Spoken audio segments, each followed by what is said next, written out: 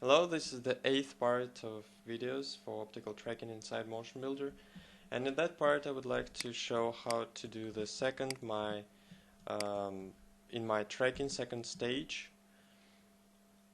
which will be the tracking individual markers to solve gaps and to track some positions where we don't have enough point information for tracking the whole rigid body. Okay, for doing that we need to show our source markers, because we will work with the source markers. And in our source markers, if we select the marker, we have quite the same possibilities for tracking. There is a solve and possibility to stop on empty, to solve in specific direction, and in options we have also the threshold distance, the distance around the point that we can use to assign this marker to some point, and we also can use the right mouse button click to assign our marker to any point. Alright, and right now we also can see that point cloud is not assigned. That's why I don't have possibility to so here the point cloud is assigned, and on some markers the point cloud is not assigned, and we probably need to do that manually. In that case we need to assign the point cloud, and we will have a possibility to assign and work with the marker. So if the point cloud is missing, we can do that probably manually.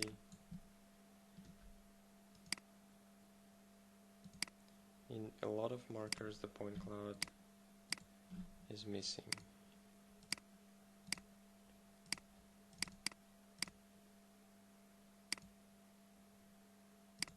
Okay, and on multiple selection it will assign only one point cloud, so we can do that manually.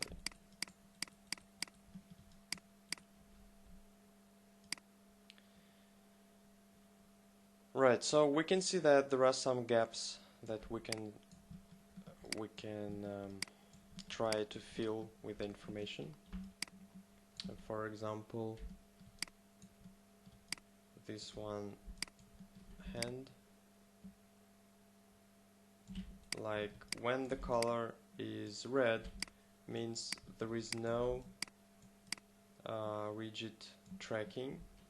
So we can track just individual marker, and what we can do in that case is that we can select the marker and see this gap. It's for marker we have only translation, there is no rotation, and we can say that we would like to solve gap, means it will select the timeline from the left and right keyframes which exist in the translation channel, and we can say to solve. No, it will not solve.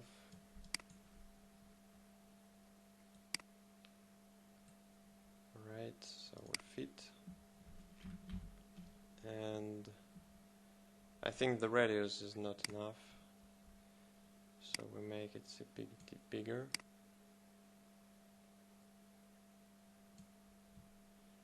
And try to fit. There's still no correspondence.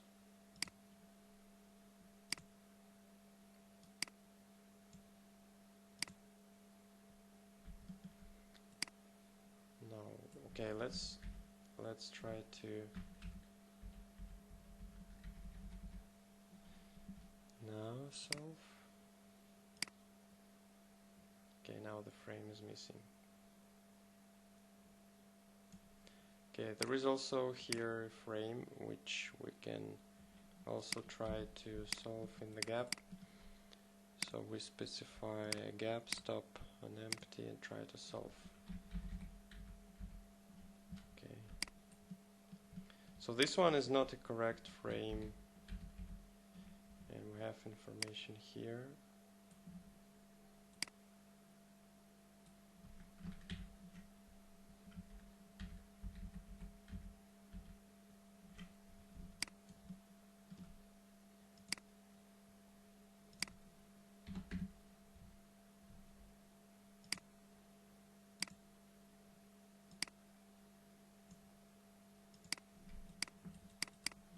this one we solve.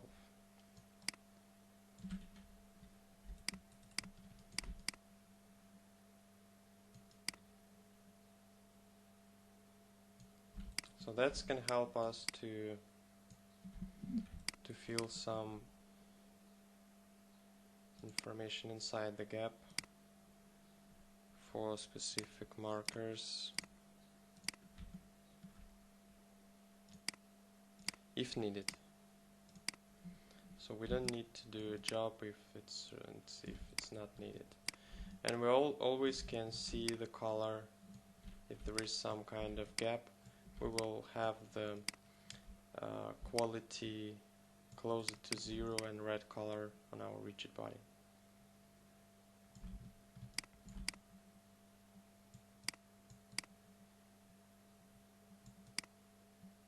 Okay, here we have a problem.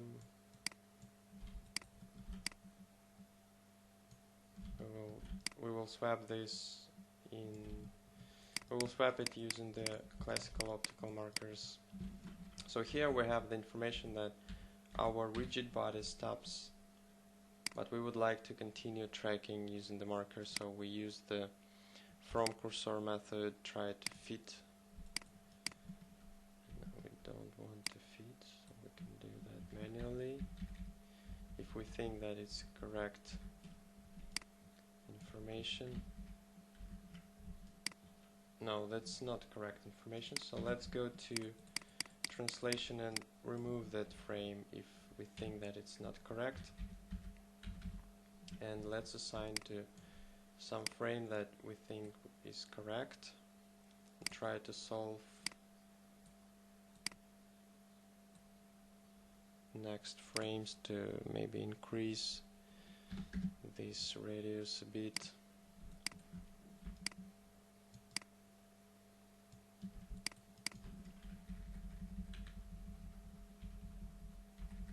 Okay, that will be enough to move all the rigid body if the rigid body is linked. And this is the simple motion just to moving forward, and I think it will be enough to have only one marker, so we can keep it like that. So let's go to other rigid bodies. For example, we don't have gaps here. We start from the very beginning, but we don't have information from some frame. Let's see, I think that there is a marker which we can continue to track. So let's do that.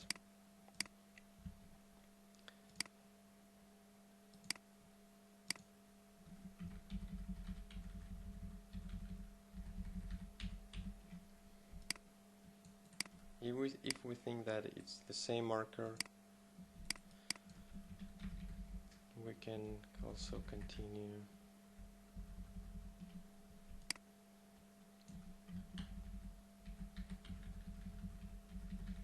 Yeah, that's probably needs some imagination, but that's the tracking.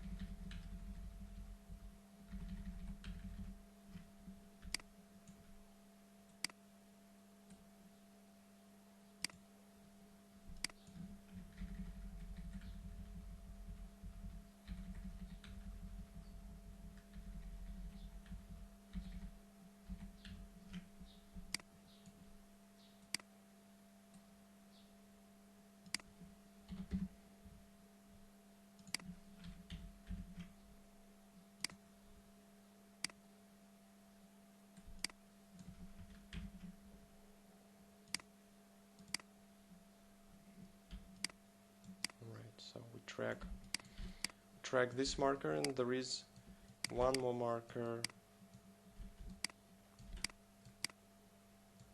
or even 3 markers. So there are still some markers that we can track. So let's do the same. Stop on empty from cursor, and we assigned. Okay. No, this is not correct. And if it's not correct and the motion is very fast, we can track this marker then make it done, and the done markers will block, like there is a possibility to done blocking, and the block size can be the radius about 1 or 2.